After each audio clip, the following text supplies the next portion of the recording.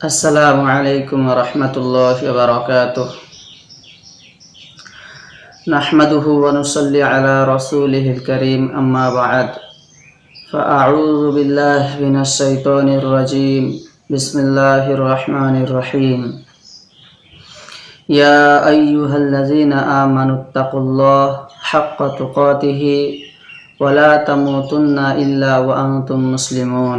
সাদাকাল্লাহুল আযীম। সম্মানিত দর্শক মণ্ডলী, আজ আমরা তাকওয়া ও পরহেজগারি সম্পর্কে খুবই অল্প কিছু কথা আলোচনা করব ইনশাআল্লাহ।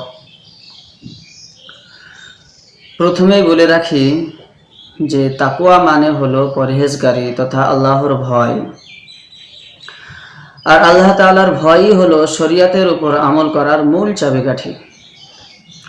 এই জন্যই আল্লাহ তাআলা কুরআন মাজিদে প্রায় 100 জায়গায় তাকওয়ার কথা বলেছেন। যেমন সূরা আল ইমরানের 102 নম্বর আয়াতে আল্লাহ তাআলা বলেন, ইয়া আইয়ুহাল্লাযীনা আমানুত্তাকুল্লাহ হাক্কা তুকাতিহি ওয়া লা তামুতুন্না ইল্লা ওয়া আনতুম মুসলিমুন। হে ঈমানদারগণ, তোমরা আল্লাহকে ভয় করো যেমনভাবে তাকে ভয় করা দরকার, আর তোমরা কখনোই মুসলিম না হয়ে মৃত্যুবরণ করো না। এই আয়াতে আল্লাহ তাআলা আমাদেরকে 3টি নির্দেশ দিয়েছেন।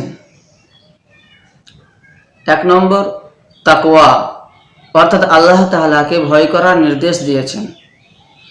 2 নম্বর আল্লাহকে শুধু ভয় করা নয়, বরং তাকে এমনভাবে ভয় করতে হবে যেমনভাবে ভয় করা তার হক আছে। এবং 3 নম্বরে আমাদেরকে বলেছেন যে তোমরা কখনোই মুসলিম না হয়ে মৃত্যুবরণ করো না। আল্লাহ তাআলা আমাদের সকলকে এই নির্দেশ 3টির উপর আমল করার তৌফিক দান করুন। শুধু দর্শক মণ্ডলী, তাকওয়া সম্পর্কে সর্বপ্রথম জেনে রাখা দরকার যে তাকওয়ার 3টি স্তর আছে। সবচেয়ে নিম্ন স্তরের তাকওয়া হলো শিরক বর্জন করা, আর মধ্যস্তরের তাকওয়া হলো যাবতীয় কাবিরা গুনাহ বর্জন করা, আর পূর্ণাঙ্গ তাকওয়া হলো নিজের সর্বশক্তি ব্যয় করে আল্লাহ তাআলার আদেশ ও নিষেধের উপর আমল করা। আল্লাহ রাব্বুল আলামিন সূরা আল ইমরানের 102 নম্বর আয়াতে আমাদেরকে এই 3য় স্তরের পূর্ণাঙ্গ তাকওয়া ধারণ করার নির্দেশ দিয়েছেন। এই জন্যই মুফাসসির সম্রাট সাহাবী আব্দুল্লাহ ইবনে আব্বাস রাদিয়াল্লাহু আনহুমা এই আয়াতের হাক্কা তুকাতিহি এই কথাটির ব্যাখ্যায় বলেছেন যে এর মানে হলো এই যে নিজের সর্বশক্তি ব্যয় করে আল্লাহ তাআলার নির্দেশিত পথে চলা এবং এই ব্যাপারে কারো তিরস্কারের কোনো পরোয়া না করা। কখনো এমন হয় যে লোকে কি বলবে, এই ভয়ে আমরা আল্লাহ তাআলার বহু নির্দেশ লঙ্ঘন করে থাকি। আবার কখনো কখনো বহু ইসলাম বিরোধী প্রথা প্রচলন পালন করে থাকি শুধু এই ভয়ে যে লোকে কি বলবে। মনে রাখা দরকার, এইভাবে মানুষের তিরস্কারের ভয় করে আল্লাহ তাআলার নির্দেশ লঙ্ঘন করা এবং ইসলাম বিরোধী প্রথা প্রচলন পালন করা এটা ঈমানি দুর্বলতার পরিচয়। এ সম্পর্কে মিশকাত শরীফের 167 নম্বর হাদিসে বর্ণিত আছে, নবী করিম সাল্লাল্লাহু আলাইহি ওয়াসাল্লাম বলেন, লা ইউমিনু আহাদুকুম হাত্তা ইয়াকুনা হাওয়াহু তাবআন লিমা জিতু বিহ। তোমরা ততক্ষণ পর্যন্ত মুমিন হতে পারবে না যতক্ষণ পর্যন্ত তোমাদের মনের খাহেশ আমার আনিত শরীয়তের অনুগত না হয়। ইমাম নাবাবী রাহিমাহুল্লাহ বলেছেন এটা সহিহ হাদিস। শুধু দর্শক মণ্ডলী, শুরুতেই বলেছি যে তাকওয়া মানে হলো আল্লাহর ভয়, অর্থাৎ আল্লাহ তাআলার শাস্তির ভয় করার নামই হলো তাকওয়া। সুনানে তিরমিজি শরীফের 2585 নম্বর হাদিসে বর্ণিত আছে, সাহাবী আব্দুল্লাহ ইবনে আব্বাস রাদিয়াল্লাহু আনহুমা বর্ণনা করেন, একদিন নবী করিম সাল্লাল্লাহু আলাইহি ওয়াসাল্লাম সূরা আল ইমরানের 102 নম্বর আয়াতটি তেলাওয়াত করে জাহান্নামের আযাবের ভয় দেখিয়ে বলেছিলেন, জাহান্নামের জাক্কুম নামক গাছের এক ফোঁটা রস দুনিয়ায় পড়লে দুনিয়াওয়ালাদের জীবনযাত্রা মুশকিল হয়ে যেত।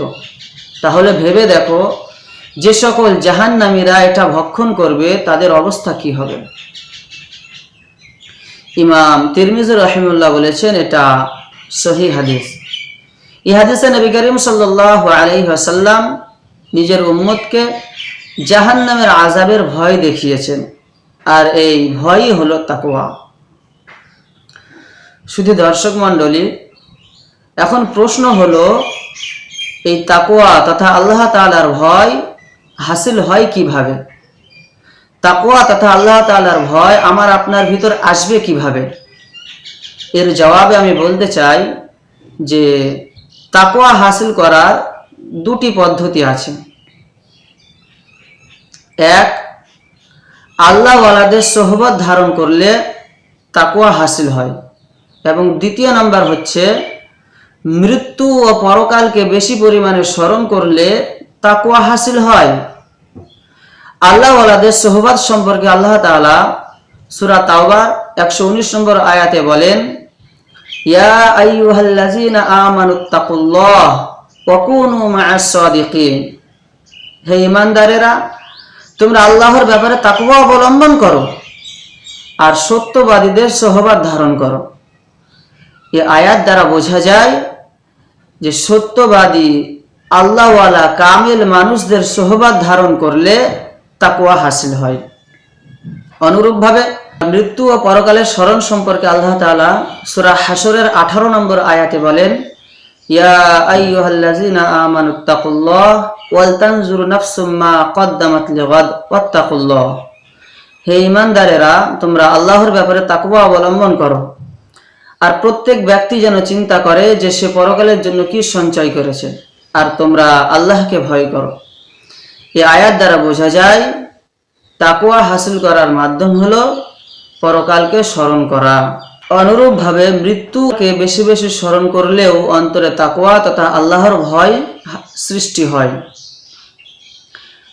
সুনানে তিরমিজি শরীফের 2307 নম্বর হাদিসে সহিহ সনদে বর্ণিত আছে, নবী করিম সাল্লাল্লাহু আলাইহি ওয়াসাল্লাম বলেন, আকসিরু যিকরা হাযিমিল লাযাত ইয়াইলিল মাউত। তোমরা মৃত্যু নামক জীবনের স্বাদ হরণকারী জিনিসটিকে বেশি পরিমাণে স্মরণ করো। অনুরূপভাবে মুস্তাদরাকে হাকিমের 1395 নম্বর হাদিসে বর্ণিত আছে, সাহাবী আবু যর গিফারি রাদিয়াল্লাহু তাআলা আনহু বলেন, নবী করিম সাল্লাল্লাহু আলাইহি ওয়াসাল্লাম আমাকে নসিহত করে বলেছিলেন, তুমি কবর জিয়ারত করবে, তাহলে তুমি পরকালকে স্মরণ রাখতে পারবে।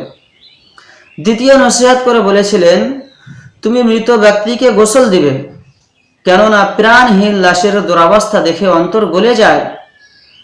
আর তৃতীয় নসিহত করে বলেছিলেন, তুমি জানাজার নামাজ পড়বে, কেননা হতে পারে এর কারণে তোমার অন্তরে দুঃখ সঞ্চয় হবে, আর দুঃখী ব্যক্তি আল্লাহ তাআলা রহমতের সুশীতল ছায়াতলে সব রকম কল্যাণ হাসিল করে। এটা মুস্তাদরাকে হাকিমের 1395 নম্বর হাদিস। সম্মানিত দর্শক মণ্ডলী, এই হাদিস দ্বারা আমরা তাকওয়া তথা আল্লাহ তাআলার ভয় হাসিল করার এমন 3টি মাধ্যম জানতে পারলাম যেগুলি মৃত্যুর সঙ্গে সম্পর্ক রাখে। আল্লাহ তাআলার কাছে দোয়া করি, আল্লাহ তাআলা আমাদের সকলকে মৃত্যু ও আখিরাতকে বেশি পরিমাণে স্মরণ রাখার তৌফিক দান করুন। কেননা যে ব্যক্তি বেশি পরিমাণে মৃত্যু ও আখিরাতকে স্মরণ রাখে সে ব্যক্তি ইবাদত উপাসনায় মনোযোগী হয়, তার দ্বারা গুনাহ কম হয়, কখনো কোনো গুনাহ হয়ে গেলে সে তাড়াতাড়ি তওবা ইস্তিগফার করে নেয়।